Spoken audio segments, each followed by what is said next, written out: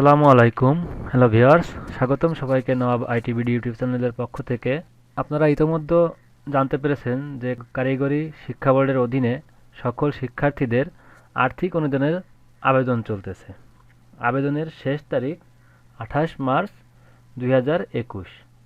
আপনারা যারা আবেদন করার ক্ষেত্রে বিভিন্ন সমস্যার সম্মুখীন হচ্ছেন, তারা আমার এই ভিডিওটা ফলো করে আপনাদের যার যা সমস্যা সেটা সমাধান করে নিতে পারেন। আমি ধাপে ধাপে সকল বিষয় দেখাবো। ভিডিওটা শেষ পর্যন্ত দেখবেন। আবেদনের জন্য প্রয়োজনীয় কাগজপত্র যেগুলো লাগবে: আবেদনকারীর এনআইডি কার্ড অথবা জন্ম নিবন্ধন, প্রতিষ্ঠান প্রধানের একটা প্রত্যয়নপত্র, যার যার প্রতিষ্ঠানের রেজিস্ট্রারে গিয়ে যোগাযোগ করবেন। আবেদনকারীর অভিভাবক যাকে দিবেন, যেমন আপনার পিতা অথবা মাতা যাকে অভিভাবক হিসাবে দিবেন, সেই পরিচয়পত্রের নাম্বারটা লাগবে এবং মোবাইল নম্বর যেটাতে নগদ অ্যাকাউন্ট খোলা আছে, অন্য কোনো অ্যাকাউন্ট হলে হবে না, যেমন বিকাশ এবং রকেট, শুধুমাত্র নগদ অ্যাকাউন্ট প্রয়োজন। ভিউয়ার্স, দেখতেছেন এমন একটি সাইট আপনাদের সামনে উপস্থিত হবে। সাইটটির নাম হচ্ছে মাইগভ। তো এই সাইটের লিঙ্কটা আমি ডেসক্রিপশন বক্সে দিয়ে দিব, সেখান থেকে আপনারা সাইটের ভিতর প্রবেশ করবেন লিঙ্ক থেকে। তো এখান থেকে যাদের অলরেডি অ্যাকাউন্ট খোলা হয়ে গেছে তারা লগ ইন করবেন এবং আপনাদের যে মোবাইলে একটা পিনকোড গেছে সেটা এখানে দিয়ে আপনারা সাইটে প্রবেশ করবেন, অথবা যাদের নিবন্ধন করা হয়নি তারা নিবন্ধনে ক্লিক করবেন। সাইটে একটু সার্ভার বিজি আছে, তো একটু স্লো কাজ করবে, তো সবাই একটু ধৈর্য ধরুন। তো নিবন্ধনে ক্লিক করার পর এমন একটি পেজ আসবে আপনাদের সামনে। সেখান থেকে ব্যবহারকারীর ধরনটা দিবেন আপনারা ব্যক্তিগত, এবং আপনাদের যে মোবাইল নাম্বারটা, অবশ্যই সেই মোবাইল নাম্বারটা দিবেন যেটাতে আপনাদের মোবাইল ব্যাংকিং নগদ অ্যাকাউন্ট খোলা আছে। তো সেই নাম্বারটা আমি এখানে বসাচ্ছি। তো দেখতেছেন এইখান থেকে আমি মোবাইল নাম্বারটা দিলাম। দেওয়ার পর আপনাদের যে আইডি কার্ডে যে নামটা আছে সেই নামটা দিবেন। দেওয়ার পর নিবন্ধনে ক্লিক করবেন। তো আমি নিবন্ধনে ক্লিক করলাম, দেখতেছেন প্রসেসিং চলতেছে। তো নিবন্ধনে ক্লিক করার পর আপনারা যে নাম্বারটা ব্যবহার করছেন সে নাম্বারে একটা পিনকোড সেন্ড করা হবে। তো সেই পিনকোডটা আপনারা এখানে পিনকোডের জায়গায় বসাবেন। অবশ্যই সেটা ইংরেজিতে হতে হবে। তো আমি পিনকোডটা বসাচ্ছি। তো আমি পিনকোডটা বসালাম, বসানোর পর লগ ইন করতেছি। লগ ইন করে আমি এই সাইটের ভিতরে প্রবেশ করতেছি। তারপর এমন একটি পেজ আপনাদের সামনে উপস্থিত হবে।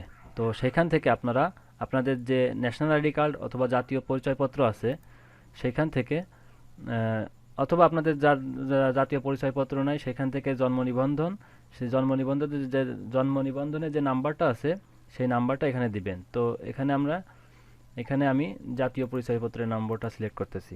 তো আমার যে জাতীয় পরিচয়পত্রের যে নম্বরটা সেটা আমি এই অপশানে বসাচ্ছি।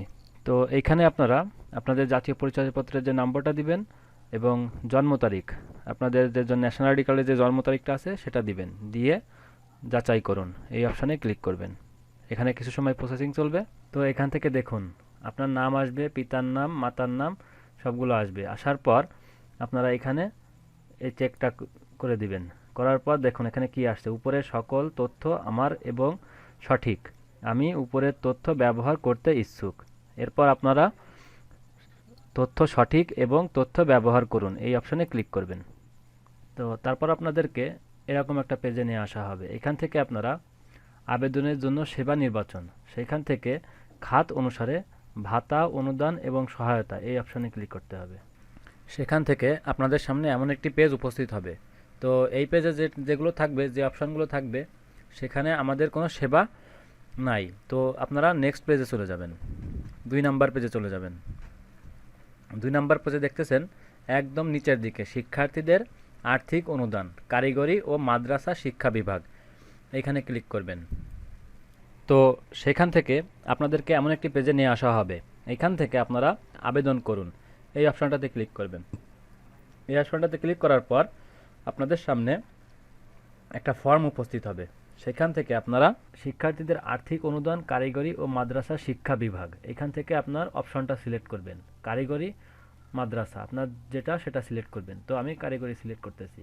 এখান থেকে প্রতিষ্ঠানের ধরন, আপনার প্রতিষ্ঠান কোন এরিয়ার ভিতর অবস্থিত, কোন বিভাগ, খুলনা বিভাগ, আমার প্রতিষ্ঠান খুলনা বিভাগের ভিতর অবস্থিত, সেটা আমি দিলাম।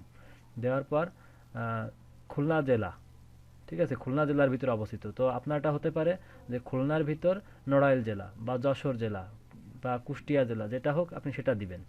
এবার উপজেলা, আপনার প্রতিষ্ঠানটা কোন উপজেলার ভিতরে অবস্থিত সেটা দিবেন। দেওয়ার পর আপনার প্রতিষ্ঠানের নাম সিলেক্ট করবেন। এখান থেকে বিভিন্ন অপশন আসবে, আপনার প্রতিষ্ঠানটা সিলেক্ট করবেন, সেই অনুযায়ী দিবেন। তো প্রতিষ্ঠানের নম্বর এটা দেওয়ার সাথে সাথে আপনার প্রতিষ্ঠানের নম্বরটা অটোমেটিক্যালি চলে আসবে, ঠিক আছে। তো শিক্ষার্থীর নাম বাংলায়, তো আপনার নামটা বাংলায় দিয়ে দিবেন। ইংরেজি নাম দিয়ে দিবেন। আপনি কোন সেমিস্টার, আপনার শিক্ষার্থীর শ্রেণী অর্থাৎ বর্ষ অথবা সেমিস্টার, আপনার সেমিস্টারটা দিয়ে দিবেন। শিক্ষার্থীর রোল নাম্বার, আপনার সে যে বোর্ড রোল নাম্বারটা আছে সেটা দিয়ে দিবেন। দেওয়ার পর আবেদনের কারণ, কী কারণে আবেদন করতেছেন। এখানে আপনার যদি কোনো সমস্যা থাকে যে অনগ্রসর সম্প্রদায়, প্রতিবন্ধী, দারিদ্র, মেধাবী, তো আপনি যেটা এখান থেকে আপনি অপশনভাবে সিলেক্ট করে দিবেন। তো আমি শিক্ষা ব্যয় নির্বাহ এটা দিয়ে দিচ্ছি। তো এখান থেকে আপনার জন্ম তারিখটা সিলেক্ট করে দিবেন, ঠিক আছে। এখান থেকে আপনি আপনার যে জন্মসাল সেটা আপনি সিলেক্ট করে দিবেন। দেওয়ার পর আপনার মোবাইল নম্বরটা দিবেন, সেই মোবাইল নম্বরটা যেটাতে আপনার দেখুন এই এখানে অপশান আছেই যে এই নম্বরে মোবাইল ব্যাংকিং পদ্ধতিতে অর্থ প্রদান করা হবে। অর্থাৎ যেহেতু এটা একটা গভর্নমেন্ট সাইট, সেহেতু এখানে আপনারা আপনার যে নগদ অ্যাকাউন্ট নাম্বার যে নাম্বারটা আছে সেটা দিয়ে দিবেন। দেওয়ার পর আপনার যে শিক্ষার্থীর বর্তমান ঠিকানা, তো আপনার এনআইডি কার্ডের পিছনে যে ঠিকানাটা আছে সেটা আপনারা দিয়ে দিবেন, ঠিক আছে। তো এবার অভিভাবক, এখানে আসছে অভিভাবকের নাম বাংলায়। তো আপনি আপনার অভিভাবক মা না পিতা না থাকলে মাতার নাম দিবেন। তো যে যেটা সেটা দিবেন। অভিভাবকের নাম অভিভাবকের এনআইডি কার্ডের নম্বর, তো এখানে অভিভাবক যাকে দিয়েছেন তার এনআইডি কার্ডের নম্বরটা। তারপর পিতার নাম বাংলায়, যার যারটা সেটা দিয়ে দিবেন। তো পিতার পেশাটা দিয়ে দিবেন। মাতার নাম, তো পেশা আপনি যদি আপনার পিতা শিক্ষক বা অন্য কিছু হয়, তো সেক্ষেত্রে আমি বলবো আপনারা একটু লো কোয়ালিটির দিবেন। তো সেক্ষেত্রে আপনার টাকা পাওয়ার সম্ভাবনা বেশি থাকবে। তো সেই জন্য এখানে কৃষক দিয়ে দিচ্ছি। তো মাতার নাম নার্গিস বেগম, মাতা গৃহিণী। মাতার নাম আপনারা যার যেটা সেটা দিয়ে দিবেন। পিতার মাতার পেশা গৃহিণী দিয়ে দিবেন।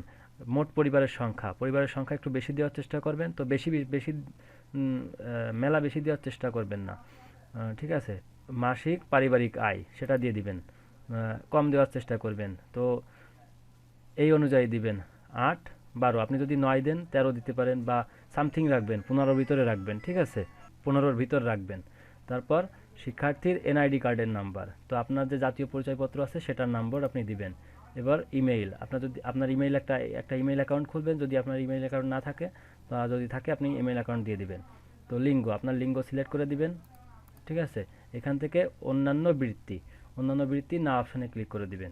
দেওয়ার পর আপনার যে একটা প্রত্যয়নপত্র দিয়েছে কলেজ থেকে, তো সেটা আপনি আপলোড করবেন। এখান থেকে ফাইল যুক্ত করুন। এখান থেকে এই ফাইলটা হচ্ছে আমার, তো আমি আপলোড করলাম। তো এখান থেকে কিছুক্ষণ অপেক্ষা করার পর দেখবেন তো এমন একটি পেজ আপনার সামনে আসবে।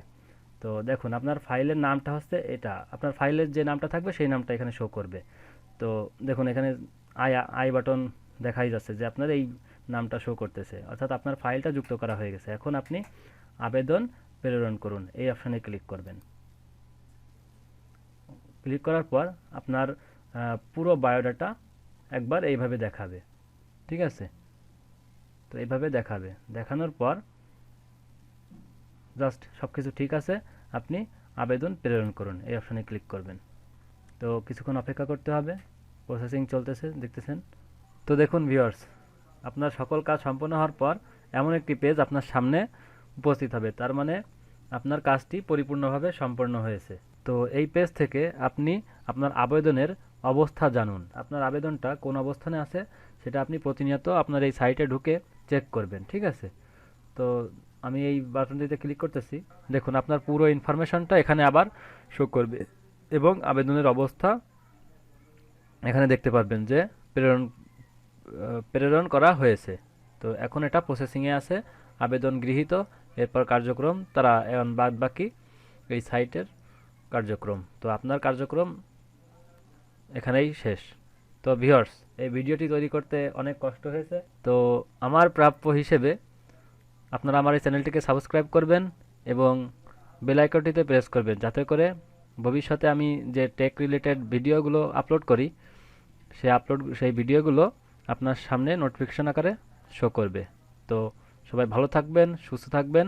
আল্লাহ হাফেজ।